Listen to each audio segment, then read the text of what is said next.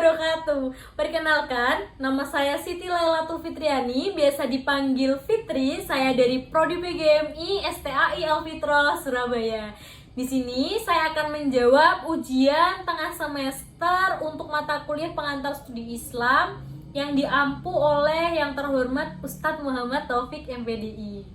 Nomor 4, yaitu tentang epistemologi. Jelaskan dan sebutkan bagaimana metode-metode dalam epistemologi Islam serta contoh-contoh penerapan dan contoh-contoh dari metode-metode tersebut. Pertama, yaitu epistemologi bayani, yaitu pendekatan yang menggunakan metode menganalisis teks di sini sumbernya itu ada dua, yaitu teks nasakh. Teks nasakh di sini yaitu Al-Qur'an dan Sunnah. Yang kedua itu teks non-nasakh, yaitu karya para ulama. Di dalam epistemologi bayani ini dikenal sebagai 4 macam bayan. Yang pertama itu bayan al-ijbar, yaitu penjelasan mengenai keadaan segala sesuatu yang meliputi al-qiyas al-bayani, baik al-fiqhi, al-nahwi, dan al-kalami. Dan yang kedua itu al-kabar yang bersifat yakin maupun tasdik.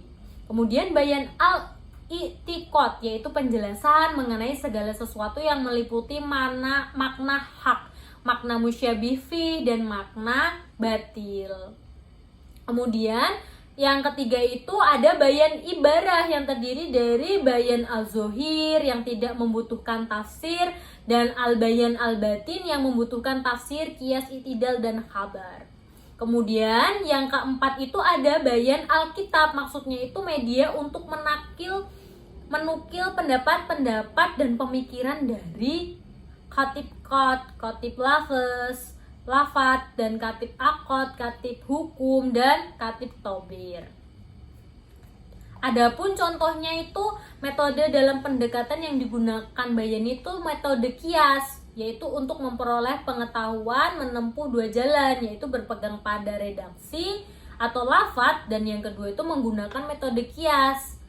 Contohnya yaitu menggunakan metode kias yang digunakan dalam bayani, yaitu soal hukum meminum arak dari buah kurma. Jadi itu araknya itu terbuat dari buah kurma.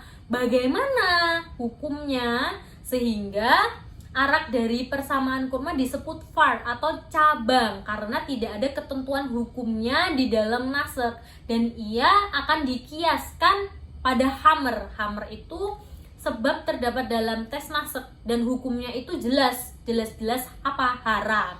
Alasannya ialah karena memabukkan, hasilnya arak adalah haram karena persamaan antara arak dan hamr, yakni sama-sama memabukkan.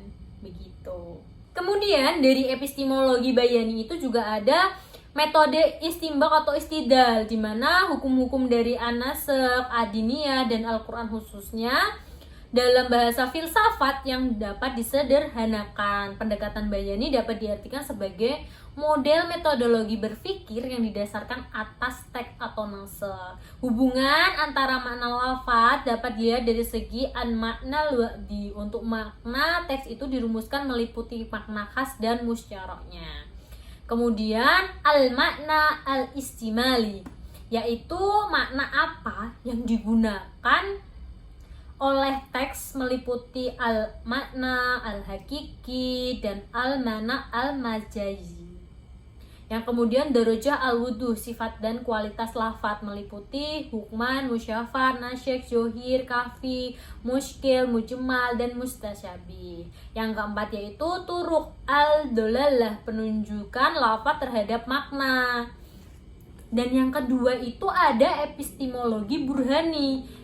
Apa sih epistemologi burhani? Burhani apa itu?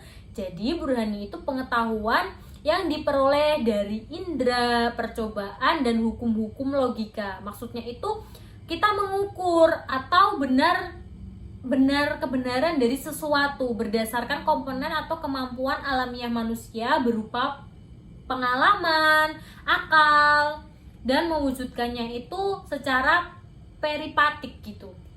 Maka sumber pengetahuan dengan nalar burhani yaitu realitas dan empiris yang berkaitan dengan alam, sosial, dan di dunia nyata ini.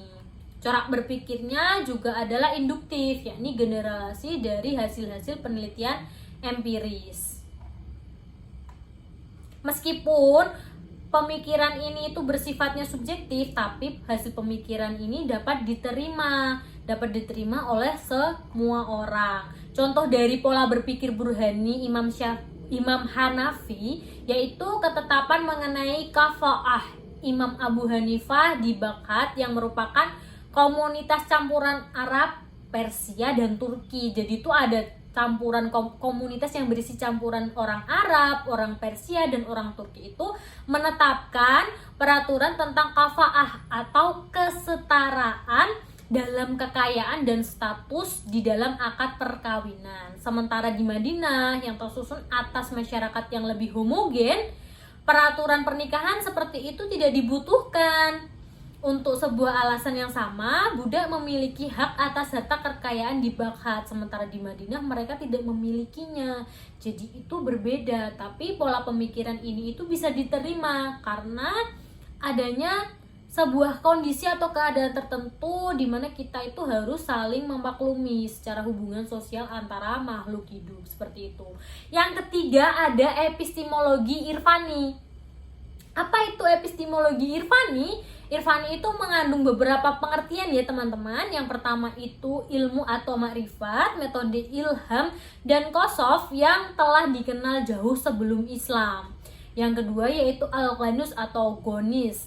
Ketika irfan dia adopsi dalam Islam, para ahli itu mempermudahnya menjadi pembicaraan mengenai al-naql, al-taswir, dan upaya menyikap wacana Qur'ani dan memperluas ibrahnya untuk memperbanyak makna. Jadi pendekatan irfani ini suatu pendekatan yang dipergunakan dalam kajian pemikiran Islam oleh mustasyawifun dan arifun untuk mengeluarkan makna batin dan batin lafaz dari ibraha. Ia juga merupakan istinbat dari ma'rifah al-qawiyah dari Al-Quran. Sehingga kalau secara umumnya itu pendekatan irfani itu pemahaman yang bertumpu pada instrumen pengalaman batin. Jadi itu pendekatannya itu berdasarkan pengalaman batin kita. Nah itu yang dinamakan epistemologi irfani. Jadi contoh konkretnya dari pengetahuan irfani yaitu pengalaman batin Rasulullah Shallallahu Alaihi Wasallam dalam menerima wahyu yaitu berupa Al-Quran. Namun dengan keyakinan yang kita pegang selama ini mungkin pengetahuan irfani yang dikembangkan dalam kerangka itimbal ar-Rasul. Begitu contohnya. Sehingga dapat dijadikan sebuah perbandingan epistemologi bayani, irfani, dan burhani itu seperti ini. Jadi kalau epistemologi bayani itu sumbernya dari teks keagamaan. Kalau irfani itu dari sebuah ilham atau intuisi. Nah, kalau burhani itu tadi sebuah rasio. Nah, kemudian dilihat perbedaannya secara metode tentu sangat berbeda. Bayani, irfani maupun burhani. Jika bayani itu metode yang digunakan itu istimbat, istidlal dan kias itu tadi ya. Kalau untuk irfani di sini itu pakai kosyaf dan untuk burhani itu tahlili, analitik atau diskursus gitu. Jadi ada perbedaan juga tentang pendekatannya. Kalau di bayani itu lebih ke linguistik, kalau irfani itu psiko dan gnostik. Dan pada burhani itu lebih kepada logika, pemikiran-pemikiran yang dapat diterima. Jadi seperti logika realistis di dalam kehidupan. Kemudian temanya itu juga berbeda loh epistemologi ketiga ini. Yang pertama itu bayani itu temanya itu lebih ke asyal dan furuk atau kata dan makna. Sedangkan irfani di sini itu lebih ke zohir batin. Dan untuk burhani itu esensi, eksistensi, terus bahasa dan logika.